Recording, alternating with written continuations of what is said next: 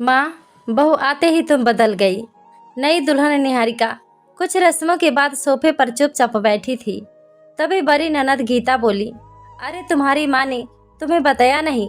दूल्हा दुल्हन के खेल रस्म के बाद अब तुम्हें घर की सभी बड़ी महिलाओं के पैर छूकर शगुन देना होगा। चलो उठो, सभी को देरी हो रही है। बुआ, चाची जी, लोगों को तो निकलना है, वरना बाद में हमें सुनाएंगे। बहू के मायके से तो कुछ आया ही नहीं। निहारिका को याद आया, उसकी माँ ने विदाई के समय एक पर्स में अलग से लिफाफे बनाकर रखे थे। ये बोल कि जब भी कहा जाए तब निकालकर बड़े बुजुर्गों के पैर छूकर दे देना। दीदी सुबह से एक ही साड़ी पहन रखी है, सब क्या सोचेंगे? नई बहू के पास साड़ियाँ नहीं है। आप तो हमारे घर वालों को अच्छे से जानती हो, कैसी कैसी बातें बनाती हैं। ताई चाची लोग एक काम करते हैं, निहारिका की साड़ी बदलवा देते हैं। आखिर इतनी सारी चढ़ाई में चढ़ाई है, लोग भी तो देखे हमने कितनी महंगी बनारसी सिल्क की साड़ियाँ भेंट की हैं। हमारी माँ ने हाँ तो सही कहती है छोटी, चलो निहारिका, मैं तुम्हारे लिए भारी साड़ी और जेवर निकालती है, वही पहनकर पैर छुआई की रस्म करना। दोनों नंदों की बात सुन निहारिका चुपचाप अपने कमरे में चली गई। जेठ की गर्मी में जहाँ अच्छे अच्छों का पसीना छूट जाते हैं, वहाँ सोचो नई दुल्हन के क्या हाल होंगे। लहंगा भारी, साड़ी दो दो, चुन्नी गठजोरा भारी, चुभते जेवर करती क्या, किससे कहती? नई बहू थी, और यहाँ तो जब से शादी तय हुई है तभी से दोनों नंदों का राज शुरू हो गया। सास गायत्री के तेवर अभी पता ही नहीं थे, क्योंकि शादी का सारा कार्यभार दोनों नंदरानी गीता बबीता ने उठा रखा था। दोनों ननद निहारिका को कपड़े जेवर कौन से पहनने हैं, कैसे तैयार मेकअप होना है, सब बताकर कमरे से बाहर आ गई और अपने काम में व्यस्त हो गई। थोड़ी देर बाद जब छोटी ननद बबीता उसे लेने पहुंची तो देखकर गुस्से में बोली, अरे निहारिका, तुमसे कहा था ना दीदी के बताए हिसाब से तैयार होना, ये तुमने सस्ती भद्दी साड़ी क्यों पहन ली? देखते ही समझ में आ रही है तुम्हारी मायके से आई है। देखो, ये मायके का लगाव वही छोड़कर आओ, ससुराल के नियम अपनाओ, नई दुल्हन हो, अच्छे से हेवी साड़ी पहनो। इतने में गायत्री जी कमरे में पहुंची और बोली, अब जो है जैसा है ठीक है, सब चुपचाप नीचे चलेंगे, जो भी बात है बाद में देखी जाएगी। और बहुत तुम बहुत सुंदर लग रही हो। चलो। इतना सुनते ही बबीता चुप तो हो गई, पर मन ही मन कसमसा गई। जब निहारिका सबके साथ बैठी तो गीता भी गुस्से में थी। निहारिका बड़े ध्यान से सबके पैर छूकर लिफाफा थमा रही थी। इतने में गीता बोली, अरे ये हमारी दादी माँ है, इनके पैर घुटनों तक दबा दबा कर परो, बहुत आशीर्वाद मिलेगा। और ये दोनों बुआ भी बहुत बड़ी है, इनके भी पैर अच्छे से दबाओ, ये नहीं कि सिर्फ घुटना टच किया और हो गया।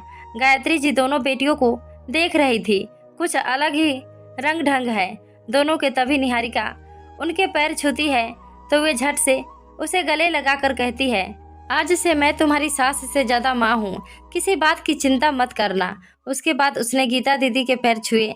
बबीता की तरफ बढ़ी ही थी कि गायत्री जी बोली, इसकी शादी भले ही तुमसे पहले हुई है, पर ये तुमसे छोटी है जिसके पैर नहीं लगो।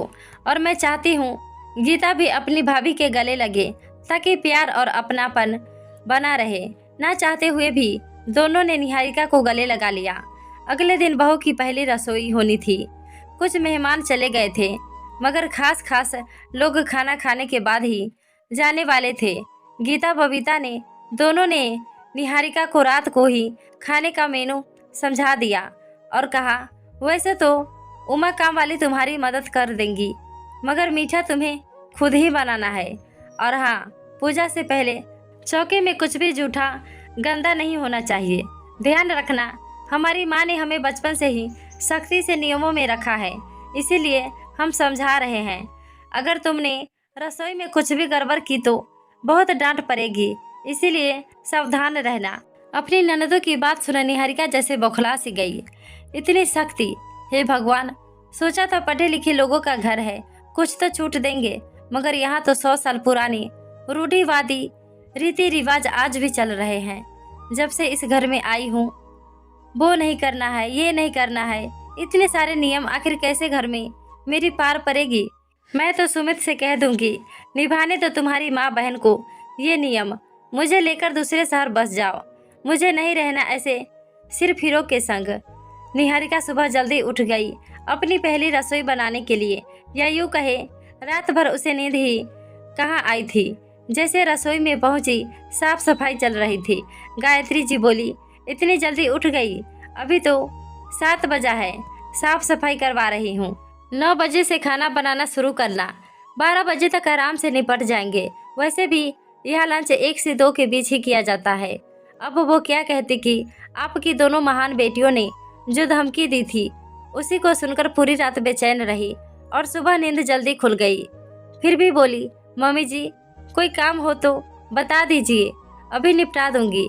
और मीठे में क्या बनेगा? तुम इतनी चिंता मत करो, जाओ जाकर अपने कमरे में आराम करो, थोड़ी देर में चाय भिजवाती हूँ, उसके बाद जब कहूँ तब आ जाना। सास की बात सुनकर चुपचाप निहारिका अपने कमरे में चली गई। सुबह के 11 बज रहे थे।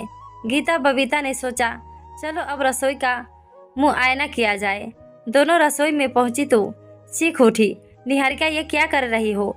अभी तो भगवान को भोग लगाना है और तुम रसोई के कोने में बैठकर ठूस रही हो। यही सब सिखाया है तुम्हारी माँ ने? बाप रे, ये सब माँ ने देख लिया तो पता नहीं क्या होगा। तभी रसोई में गायत्री जी आ जाती है। अरे क्या हो गया तुम दोनों को? बहू से ऐसे बात क्यों कर रही हो? माँ, सब कुछ तुम अपनी आंखों से देख लो, फिर हमसे पूछना। अच्छा तुम दोनों चलो यहाँ से, मुझे तुमसे कुछ ज़रूरी बात करनी है। और निहारिका, बेटा तुम आराम से खाओ और कमरे में जाकर तैयार होकर आओ। हाँ, तुम्हें जो पसंद हो वो सारी पहन लेना, गर्मी बहुत है, जो कंफर्टेबल हो वही पहनना। बोल अपनी दोनों बेटियों को अपने कमरे में ले गई। तब गुस्से में बड़ी बेटी गीता चिल्लाई, मेरा हाथ छोड़ो माँ, बहू के आते ही तुम तो बदल गई। देख नहीं रही वो क्या क्या कर रही है? आप बहू से डरने लगी, उसकी मर्जी से काम करोगी तो कल को 8 आंसू रोगी। अरे हम तो तुम्हारी मदद ही कर रहे हैं, इस घर के नियम समझा रहे हैं कि बहू को कैसे रहना चाहिए ये बता रहे हैं, और एक तुम हो उल्टा सीधा किए जा रही हो।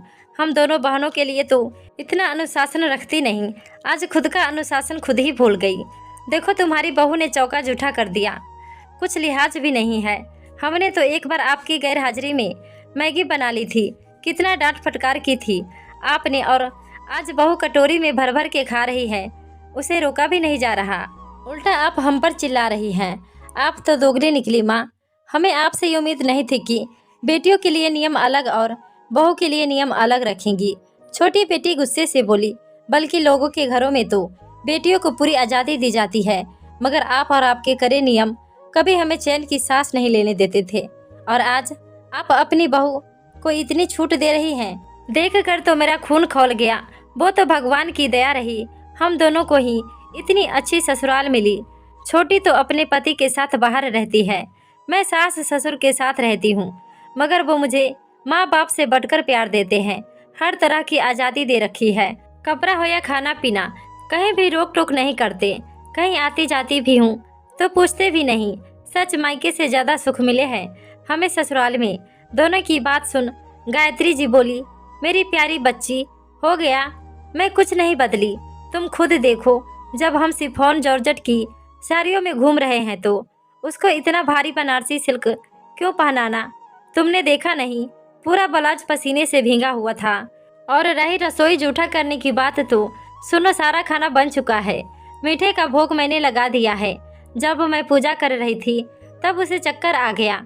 मेरे पूछने से बोली, शादी की रस्मों के कारण 4 दिन से ढंग से खाना नहीं खाया और विदाई के बाद एक निवाला हलक में नहीं उतारा है बेचारी ने। अब एक बात बताओ, जो माँ अपनी बेटियों को भगवान के भोग से भी पहले खाना खिलाती थी, वो आज अपनी बहू को भोग लगाने के बाद खाना नहीं दे सकती। और मेरी लड़कियों, तुमने अपने सवाल का जवाब खुद ही दे दिया।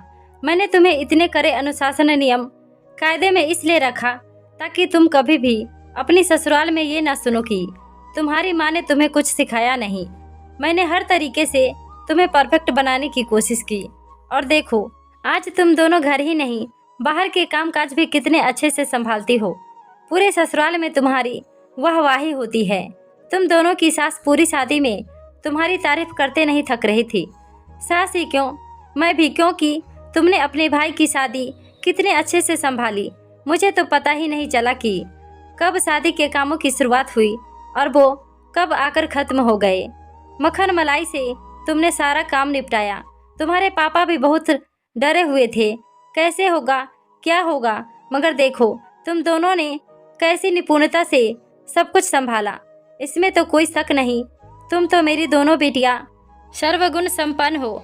मगर अब जो तुम दोनों कर रही हो उसके दुर्गामी परिणाम घातक साबित हो सकते हैं।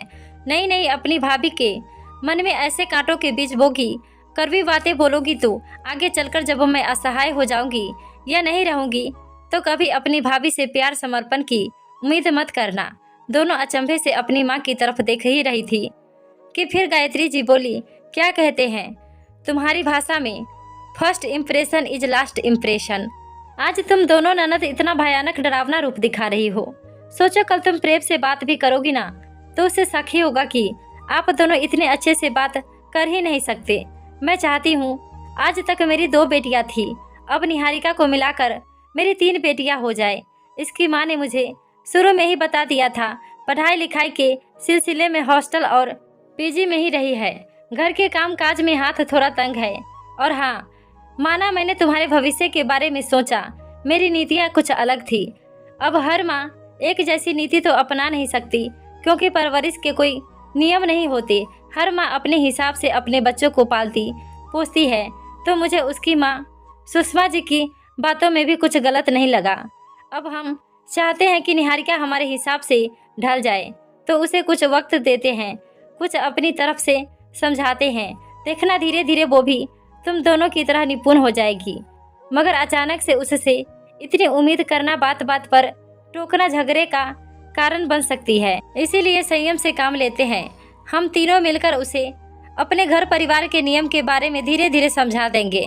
मुझे पूरा यकीन है, जैसे तुम दोनों सीखी ऐसे वो भी सीखकर एक दिन मेरी दोनों बेटियों की तरह परिवार में सामंजस्य बैठा लेगी और हर जगह वाह लुटकर ले आएगी। गीता बबीता दोनों एक दूसरे की तरफ देखती है। माँ की बात तो पहले भी सोने की तरह खरी थी, आज भी खरी है। ठीक ही तो कह रही है, हर जगह एक जैसी परवरिश नहीं होती। फिर हमारा भी तो कर्तव्य बनता है घर आए नए सदस्य के साथ प्रेम और सौहार्द से बात करना, न कि बात बात पर ताने तंज लीना छीटा कसी करना। दोनों बेटियां एक साथ बोल पड़ी, माँ आपके चरण कहाँ है, आपको साष्टांग प्रणाम करना है। आपने तो हमें बहुत बड़ी गलती करने से रोक लिया, वरना हम दोनों मिलकर उस अकेली की क्लास लगाने में लगे थे जो हमारी माँ ने हमारे साथ किया। हम उसके साथ करने की सोच रहे थे, जबकि जो भी हमारी माँ ने किया वो उनकी परवरिश थी। अब जो करने जा रही है वो उसका कर्तव्य है। थैंक यू माँ। पूरी जिंदगी हम खुशियों की तलाश करते रहते हैं, जबकि वो तो हमारे सामने होती है, बोलकर दोनों बेटियां गायत्री जी के गले से लिपट गई। धन्यवाद।